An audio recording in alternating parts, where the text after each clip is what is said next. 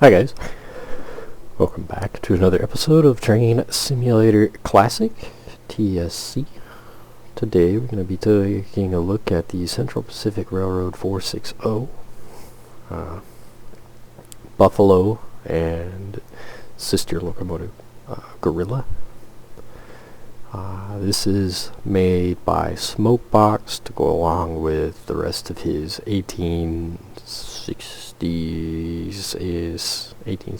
70s rolling stock and other packs.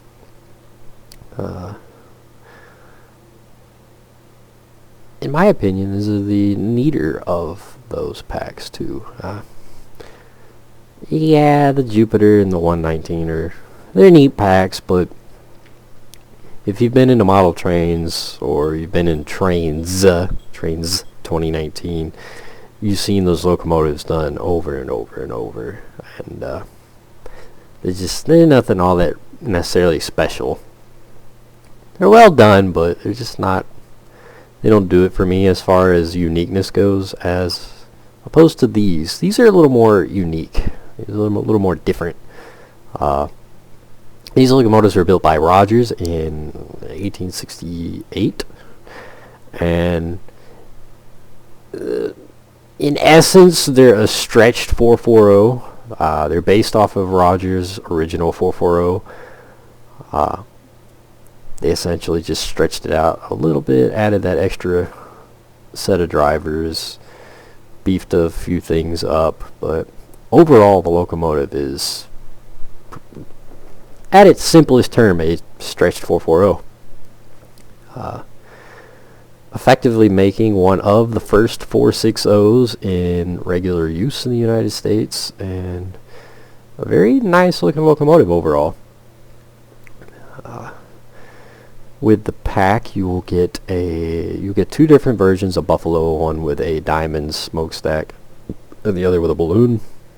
And then you also get sister locomotive Gorilla with a balloon, and then a boxcar and a caboose.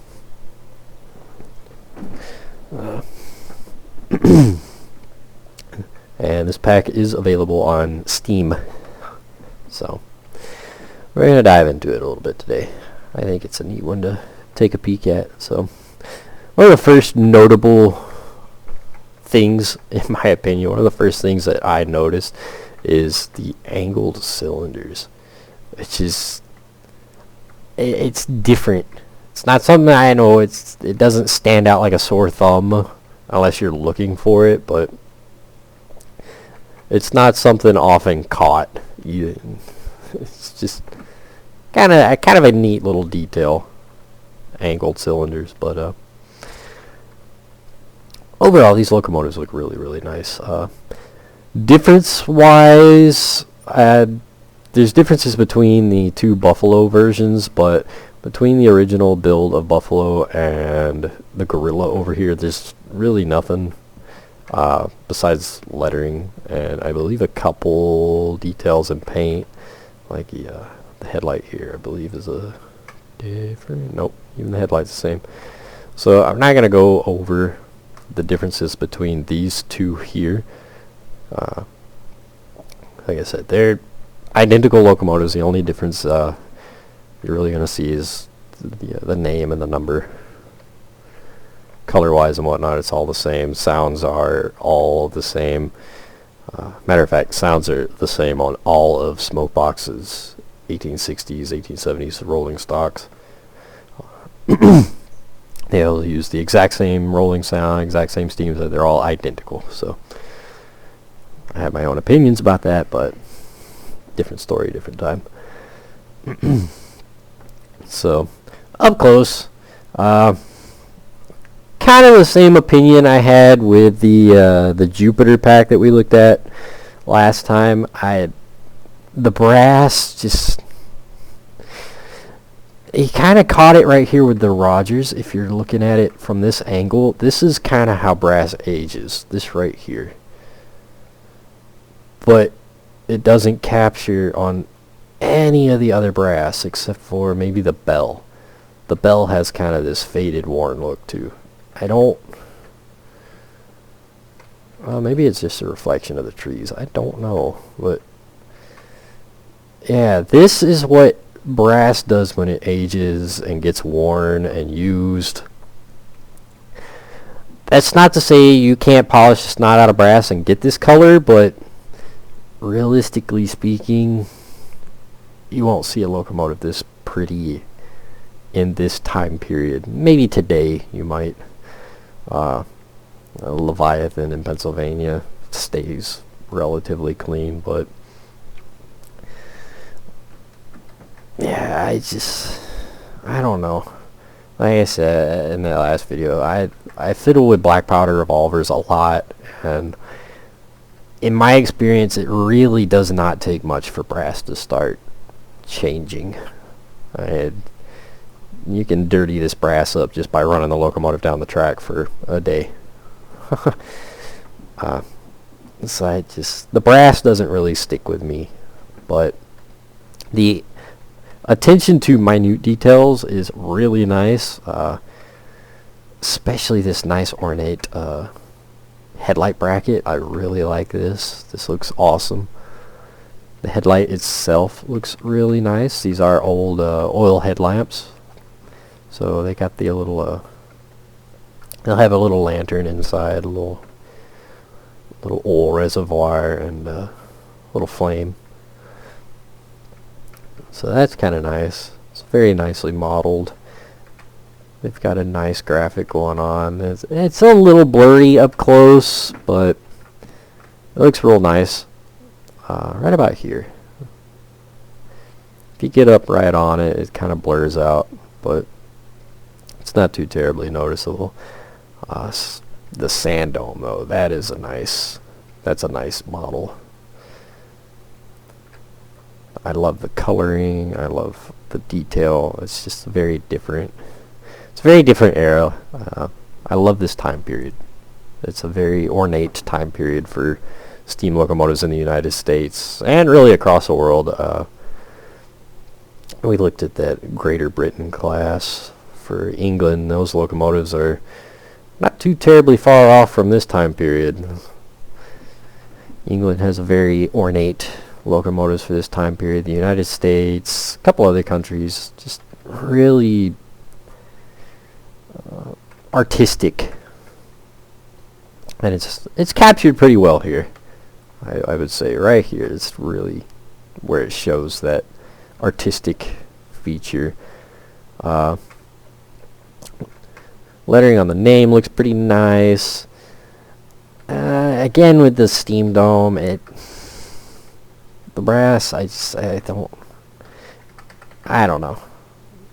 Maybe I'm nitpicking a little bit, but it almost comes off white. It's not my favorite.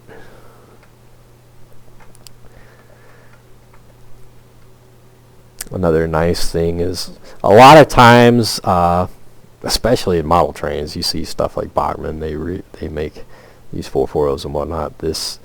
All of this would be bright red. It just isn't right. I like this color. This is nice. It's kind of a nice deep burgundy color. It's not something you notice right off the bat, but you get up close, you start to see that nice coloring, the difference in color. It's just really, really cool.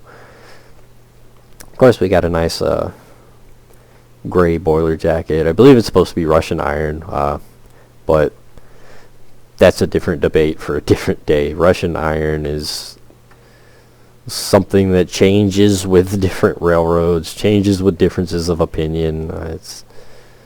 There, I believe, is a technical true Russian iron, but even that is debated. So, but I believe this is supposed to be Russian iron, as per Central Pacific's ideal coloring. Smokestack looks really nice. It's nicely detailed. We got all the rivets. So you guys know I love it when we see some actual riveting, not freaking 2D textures. So they got all of our nice rivet detail. Even got our lift rings up here on the Smokebox. And we got our wire mesh, which is really nice.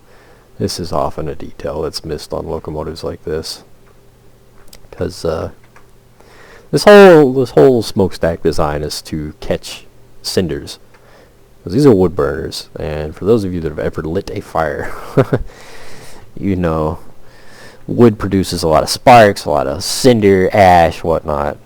You run these locomotives out in places like California or Central Pacific would have operated a lot.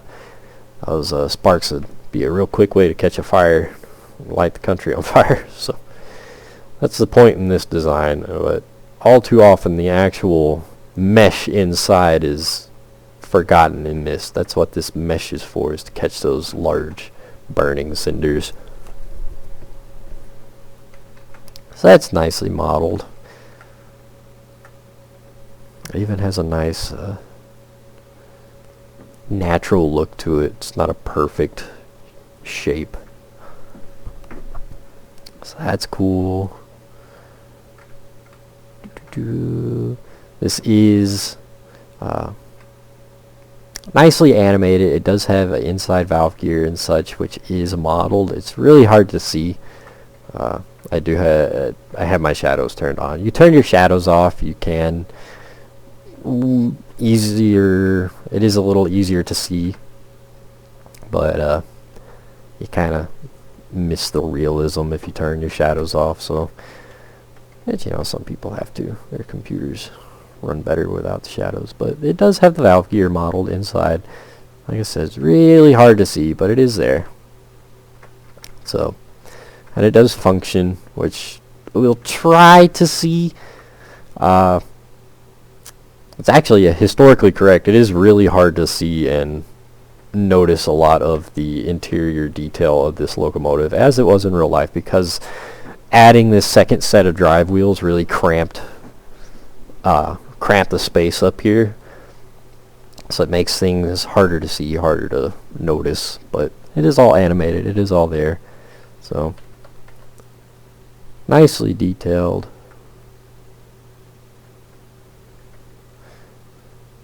Nice, nice, nice.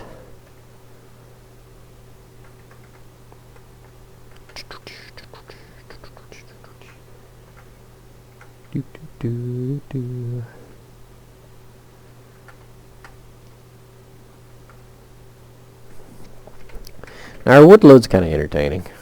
I do think the wood looks better on this model than it did the Jupiter model. I thought the Jupiter model, the wood just kind of looked wonky. So this is a better wood. I know it's a weird thing to point out, but on a wood burning locomotive, it's a very noticeable item that you'll have in your tender. I did not make this one drivable, hence there's no noise. All the noise is coming from this one. This is the only one we'll be driving, because as I said, there's no real differences.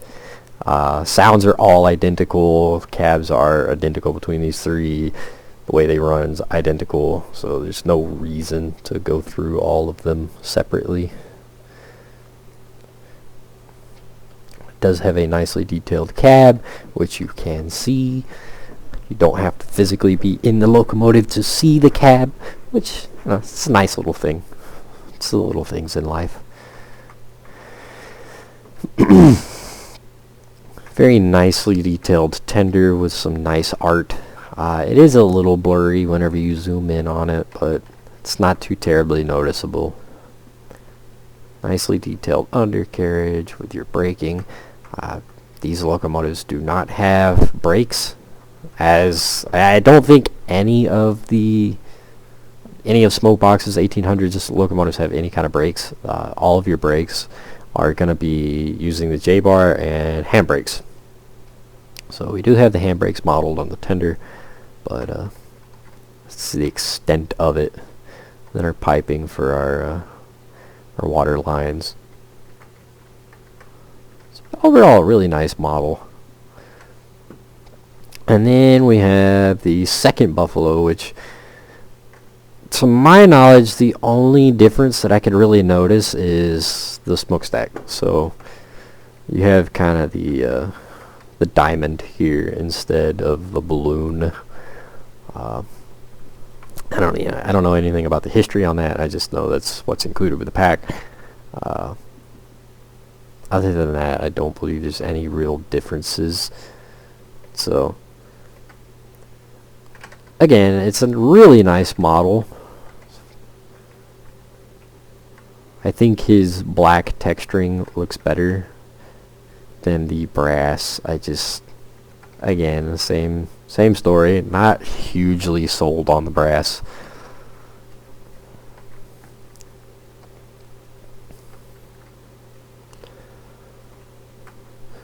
And then our rolling stock.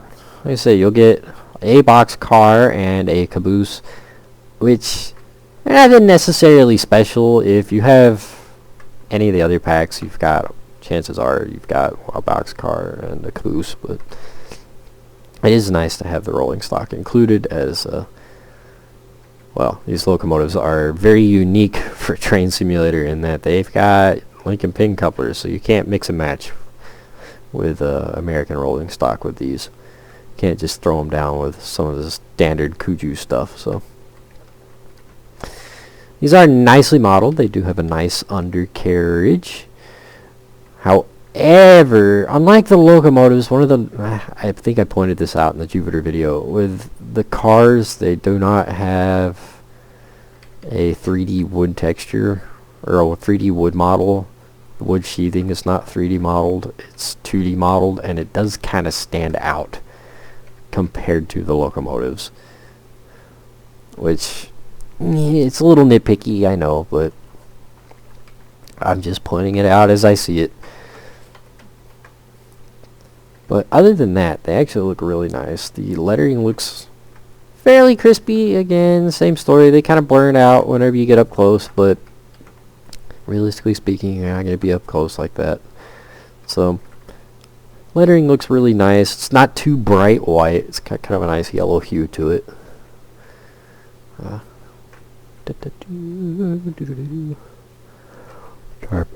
Or bracket, whenever you open the door, keep you from slinging the door off the rails.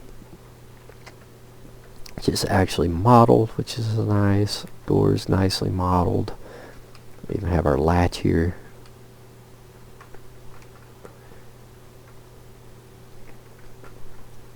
Overall, a really nice model. They are dynamically numbered, and they are all handbrake cars. So you got your handbrakes up top. Nicely modeled trucks.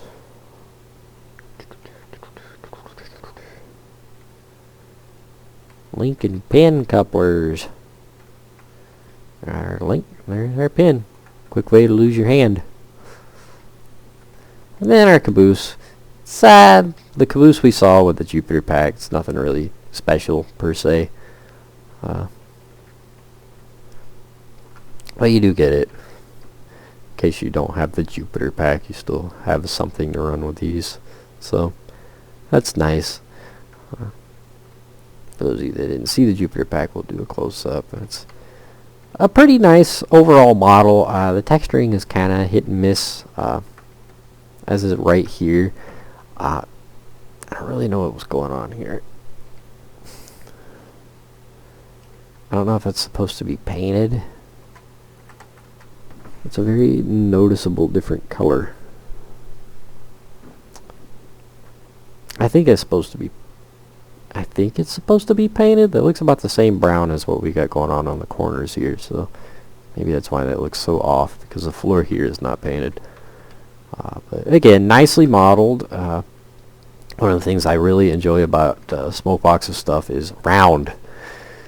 So older models, it's pretty noticeable, but it kind of irks me whenever we see some of the modern American-made diesels by some people. We won't name names, but some of the modern American makers, they don't fine-tune their curves, and it's noticeable. They're angled, and I get you can't get a perfect curve on a computer, but that's pretty believable right there. You know, you don't notice it until you're right up on it, the little angles right there. So it's really sad that some of the other devs don't bother to dive off into that kind of detail. But then again, some of the American stuff, we just get the same old, tired, worn-out Kuju stuff that's over a decade old now. But I digress. Really nicely modeled, nice curves. Even on the roof, it's got a nice curve to it, and it's noticeably nice curves. No noticeable angles. Nicely detailed interior that oddly pops up whenever you walk into the car. It's, you know, it probably helps, saves on your frames. It's just kind of entertaining. It's noticeable. You see the potbelly stove pops into view.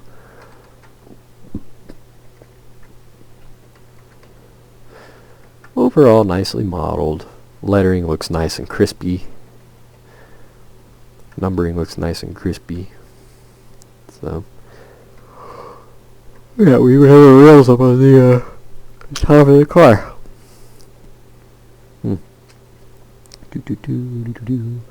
Walking along the top here. Let's hop in it and take it for a ride.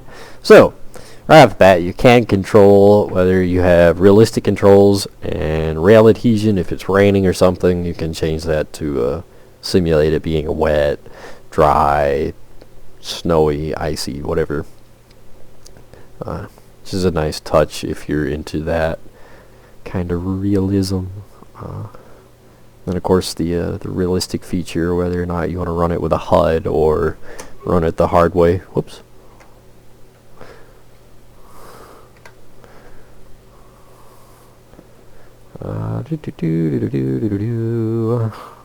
Be sure our tracks are set before we plow into something we don't want to.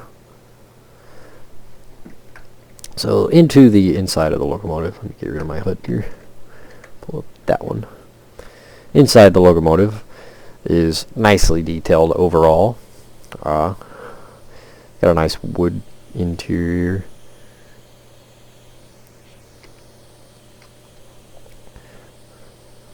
You can touch mostly. One of the things I don't like, and it blurs, it blends in too well. So this is our cab door, and you can just see the outline right here in the corner. So in my opinion, it blurs, it tries to blend too well, which, just realistically speaking, they didn't have the tooling back then to make it that perfect. But here's our door. You can open the door. You can open our side windows. I don't believe that's a window we can fiddle with. Our window here. Your door has a nice little slider up here. It is animated. It's pretty cool. Your front windows. Of course, the other side. Your door. Back windows, I don't think we can. No. Of course, our J-bar.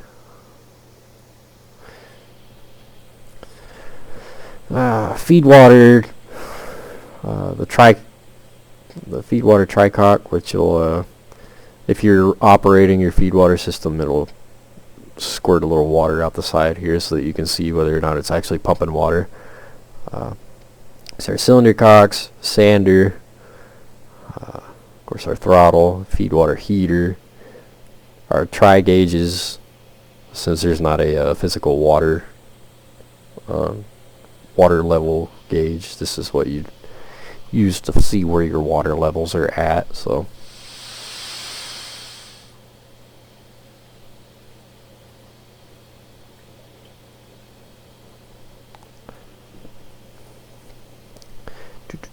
feed water valve. That's everything on the driver's side. Hop over to the fireman. So I got our injector steam throttle, blower steam throttle, feed water heater, tricock for the driver or fireman side. our feed water valve, injector water, injector steam, blower, our blow down. Something I just noticed. Interesting. It's not a... Oh, there they are. The dampers. So you got a front and a rear damper, and then of course your firebox doors.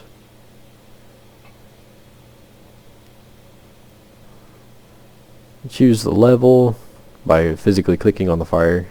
Choose the level, open the door, and it starts throwing logs in. Kinda doesn't make any sound or anything, but starts throwing them in. So front dampers, since we'll be going forward. Blow down. Oh, fire's in the way.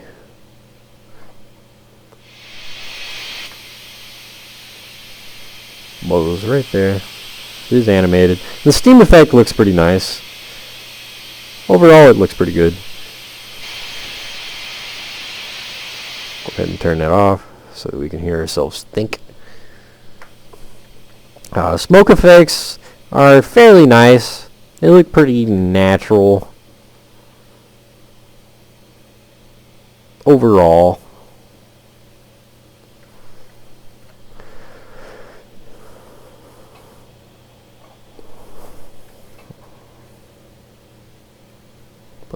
About there, so I'll close it. And then let's see, sander. It is animated, and it does put sand out on the center driver here, which is animated as well. There's our arm, which is animated. I don't remember all the keybinds. I typically run this locomotive from in the cab, so we'll worry about that one when we're in motion. Cylinder cocks we're going to need. Feed water.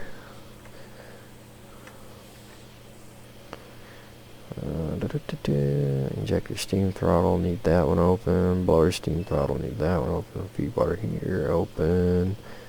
Blower. We don't need it full blast, but you do want it so that whenever we're in operation, it doesn't blow steam back in her, or blows fire back at us. To operate your tender water, you will have to open your water valves on the tender back here. One there, one over there, and then your handbrake.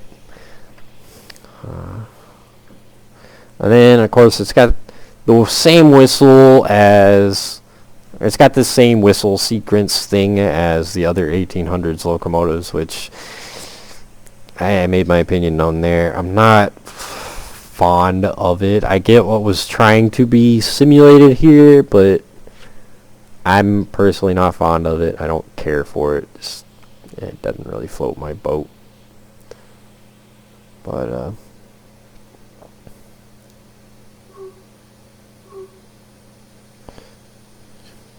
so you get her short toot, 3 short toots, which is reverse, going backwards. I normally just have to go right here and go through.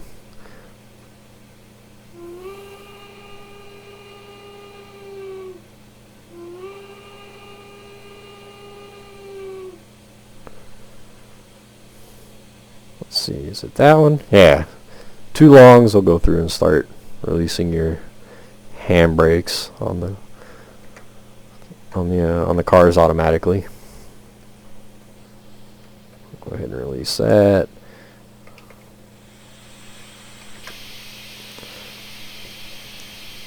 Cylinder cocks are animated as well, which you can see. But we need them open before we start rolling. So, but they are animated.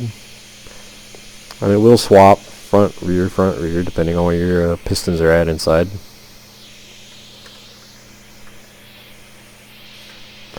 And it will change in intensity with how much pressure is in the cylinders, which is nice, but the audio doesn't really change. It's loud right off the bat,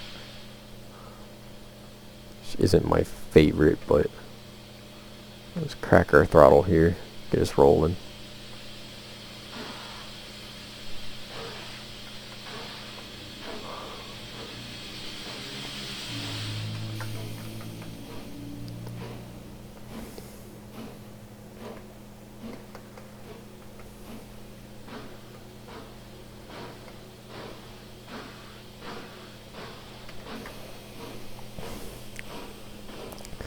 Overall, it sounds alright. Like I said, sounds are identical on all of his 1800 stuff, so nothing really special. After you've heard it once, nothing really wild. One of the nice things to notice as far as details go is if you watch, the pins here rotate separately from the drive rods, which is an odd thing to notice. It's an odd thing to model, but once you see it, it's one of those things you don't unsee. Since we've been rolling, I don't think we still need our cylinder cocks open, but we'll leave them open for a little bit longer. Go ahead and close them.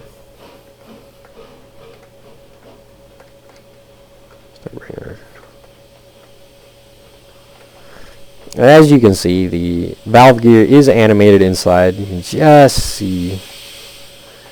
It's hard to notice, but it is there. It is operational.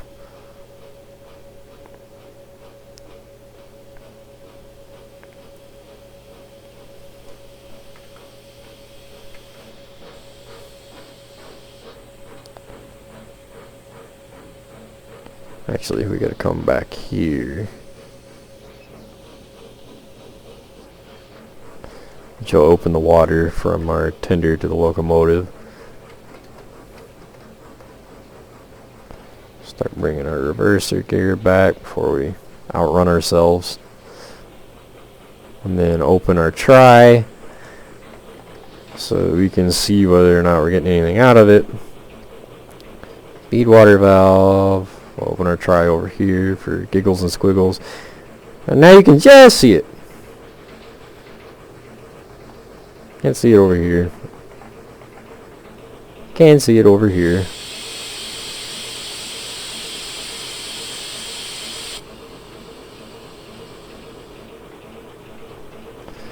So that's our injectors for water. And you can see now the spits a little water out the side here. Now, another thing to remember with these locomotives, you do have to, I always end up doing that.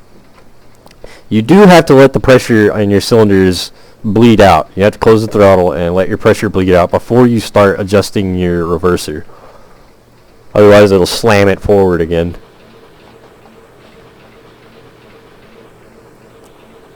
But, open our injectors here.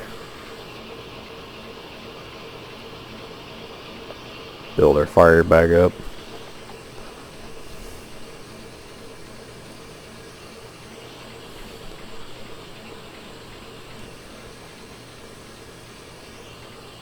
Thought I opened this side. Yeah, there we go. Now you can see it right there.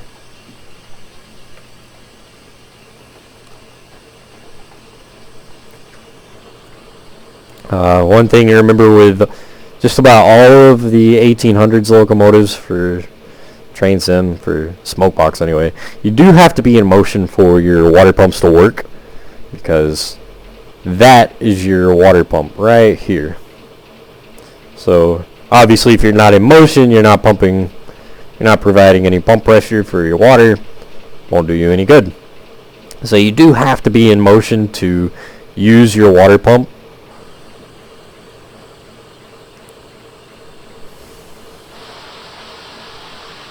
Blow the pressure out of our cylinders.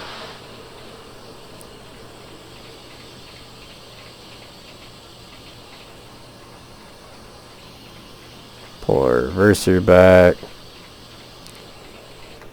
Now you can reliably run this locomotive about 25-30 mile an hour. It's pretty typical for this time period. You just have to watch. It will burn through boiler pressure pretty quick with a train once you start going uphill at about 25-30 mile an hour. If you try to maintain it, it will burn through your pressure pretty quick.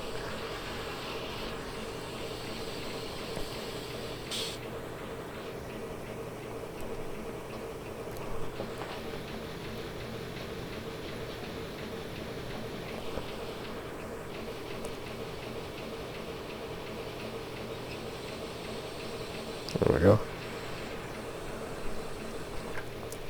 But I didn't turn the light on. Oh. Maybe the light doesn't want to work.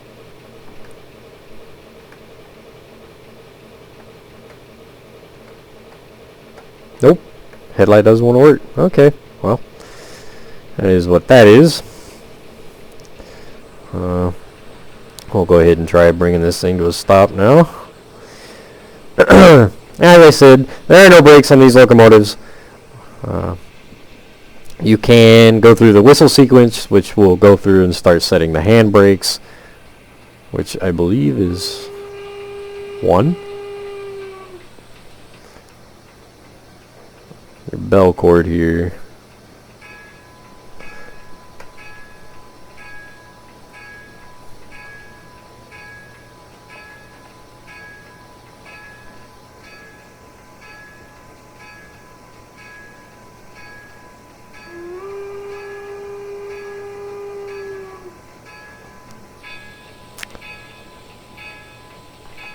Yeah, I don't remember. Anywho,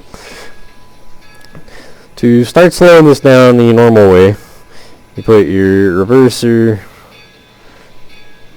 in, well, reverse, and then you slowly start to crack your throttle a little bit, just to provide a little back pressure. You don't want to damage your cylinders, but just to slowly start providing a little bit of back pressure so that you're essentially countering what you're countering the motion of your cylinders right now, which that's how it's done anyway. There are no brakes, so you do have to start planning slowing down, because this is not a fast stop either.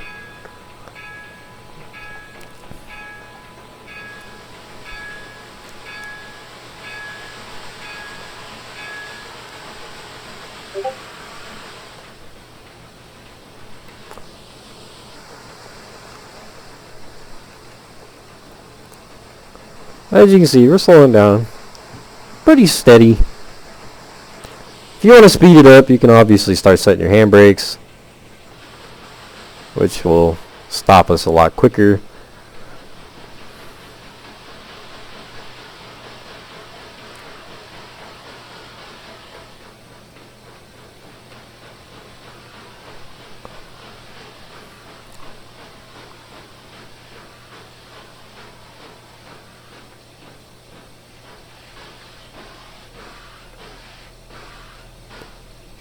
And close our throttle and let the handbrake do the rest.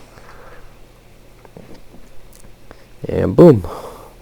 Oh, boom. It'll stop in a second. But anywho, there it is, fellas. The Central Pacific Railroad 460 Buffalo and Gorilla by Smokebox, available on Steam. It's a really neat pack. In my opinion, it's a very unique pack in that it's a 460 instead of the standard 440.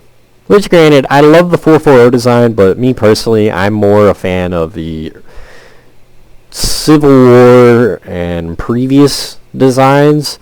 About that time period, they're just a little different.